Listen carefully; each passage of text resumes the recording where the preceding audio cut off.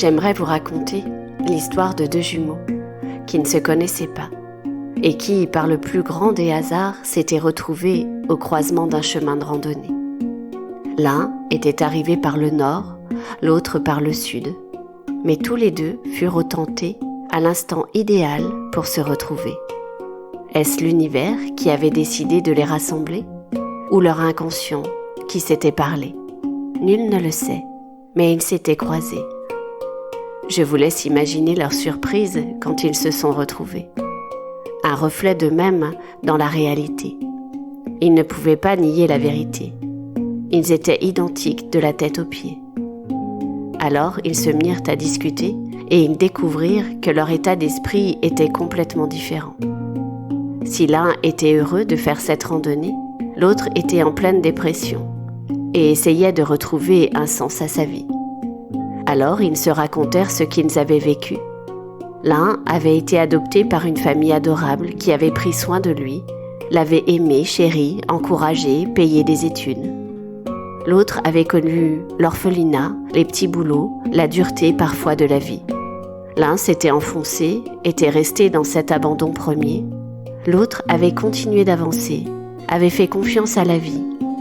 L'un était seul aujourd'hui à 30 ans passés, rempli de peur et de tristesse, détestant la vie qu'il avait. L'autre avait fondé une famille, il était heureux, joyeux et remerciait la vie. Ils étaient étonnés de voir comment l'autre avait tourné.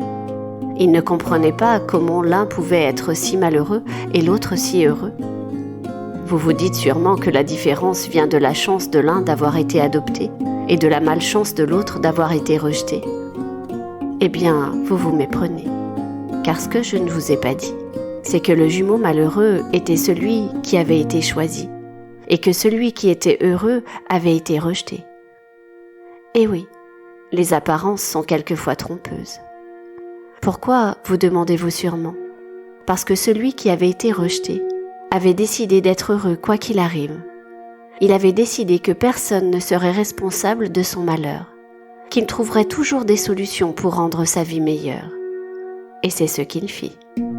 Ce qui est incroyable dans cette histoire, c'est que l'autre décida aussi de faire comme son frère, pour que l'un et l'autre soient heureux maintenant. Alors, êtes-vous prêt ou prête, vous aussi, à changer de chemin maintenant, à faire confiance à la vie et à vous aussi, afin d'accéder au bonheur maintenant, au bonheur d'être en vie et de créer la vie qui vous plaît?